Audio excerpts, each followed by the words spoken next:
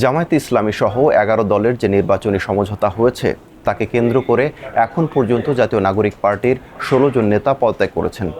কিন্তু পদত্যাগী নেতাদের দলে ফেরাতে কী উদ্যোগ নিয়েছে এনসিপি?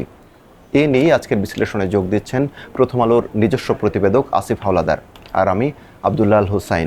অসংখ্য ধন্যবাদ যোগ দেওয়ার জন্য। প্রথমেই যে বিষয়টা আপনার কাছে জানতে চাই, জাতীয় নাগরিক পার্টি এনসিপি থেকে এখন পর্যন্ত উল্লেখযোগ্য কোন কোন নেতা এখন পদত্যাগ করেছেন? আপনি জানেন গত 28 ডিসেম্বর জামায়াতে ইসলামের সঙ্গে এনসিপির যে নির্বাচনী সমঝোতা সেটার আনুষ্ঠানিক ঘোষণাটা আসে। তো এখানে 11টা দল যুক্ত আছে, যেখানে এনসিপিও রয়েছে। তো এই বিষয়টাকে কেন্দ্র করে এনসিপি থেকে এখন পর্যন্ত আমরা 16 জন নেতা এবং নেত্রীর পদত্যাগের খবর পেয়েছি। তো এর মধ্যে সবচেয়ে উল্লেখযোগ্য বা আলোচিত হয়েছে এনসিপির জ্যেষ্ঠ যুগ্ম সদস্য সচিব তাসনিম জারা, তার পদত্যাগের খবরটি। এর বাইরে এনসিপির যুগ্ম সদস্য সচিব মীর আরশাদুল হক, তিনি সবার আগে পদত্যাগ করেছিলেন এনসিপি থেকে এই ঘটনাকে কেন্দ্র করে।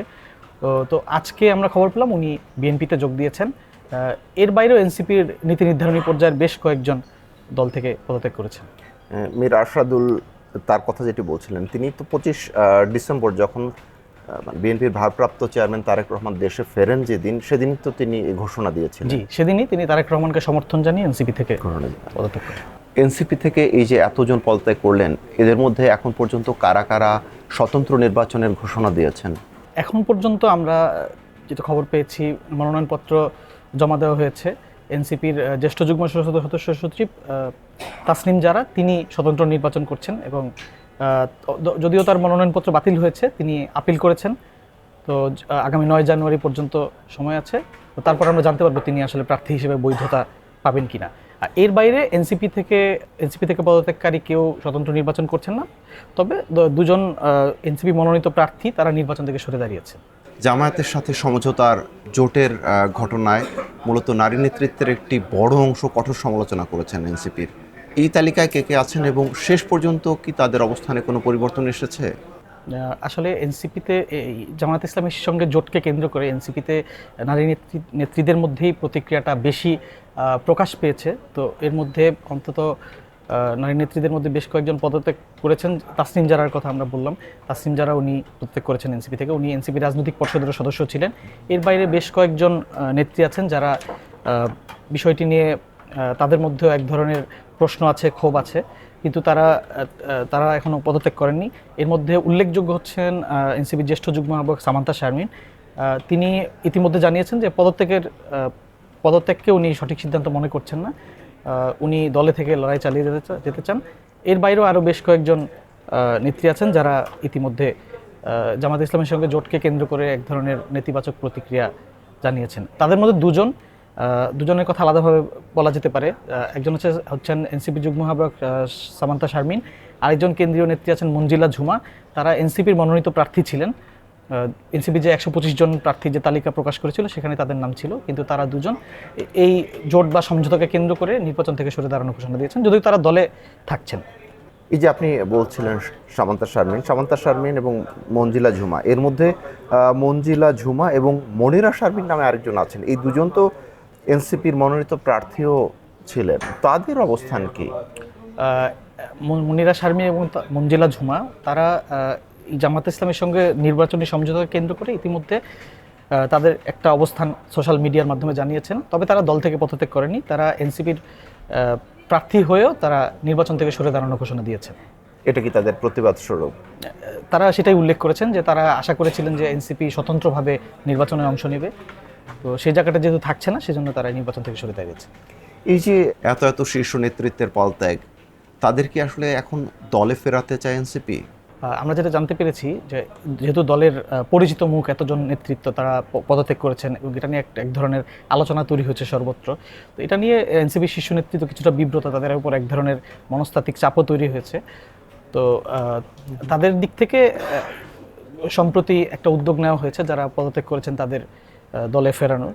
তো সর্বশেষ আমরা যেটা খবর পেয়েছি, গত শুক্রবার পদত্যাগকারী নেতাদের একটা অংশের সাথে এনসিপির শীর্ষ নেতৃত্বের একটা বৈঠক হওয়ার কথা ছিল, কিন্তু সেই বৈঠকটা হয়ে ওঠেনি এখন পর্যন্ত। পদত্যাগীদের দলে ফেরাতে আসলে কি উদ্যোগ নেওয়া হচ্ছে দলটির পক্ষ থেকে?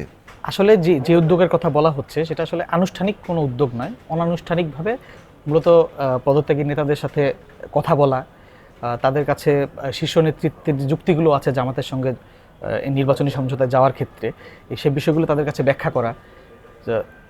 এই জন্যই তারা অনানুষ্ঠানিক আলোচনার উদ্যোগ নিয়েছিল, কিন্তু সেটা হয়ে ওঠেনি শেষ পর্যন্ত।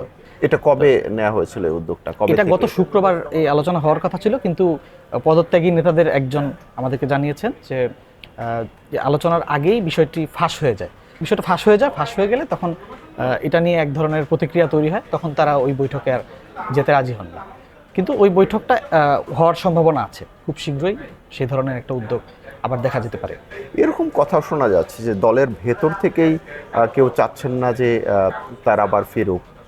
পদত্যাগী নেতাদের একটা অংশ বলতে চাচ্ছেন যে যারা জামাতের সঙ্গে এনসিপি নির্বাচনী সমঝোতার সমর্থক, সেই অংশের অনেকেই চাচ্ছেন না যে এই পদত্যাগী নেতাদের কেউ আর দলে ফিরুক। কারণটা কি আসলে? এটা ওই পদত্যাগী নেতাদের ধারণা যে দলে কর্তৃত্ব প্রতিষ্ঠার জন্যই মূলত একটা অংশ চাচ্ছে যে তারা আর দলে ফেরার সুযোগ না পায়। এই যে আরেকটা প্রশ্ন আমি শেষ প্রশ্ন করতে চাই, এনসিপি এবি পার্টি ও রাষ্ট্র সংস্কার আন্দোলনের সমন্বয়ে যে আগে গণতান্ত্রিক সংস্কার জোট যেটি হয়েছিল সেটি থেকে জামায়াতের যে জোটে, জামায়াতের নেতৃত্বাধীন জোটে 11 দলীয়, সেখানে এনসিপি অংশ নিল।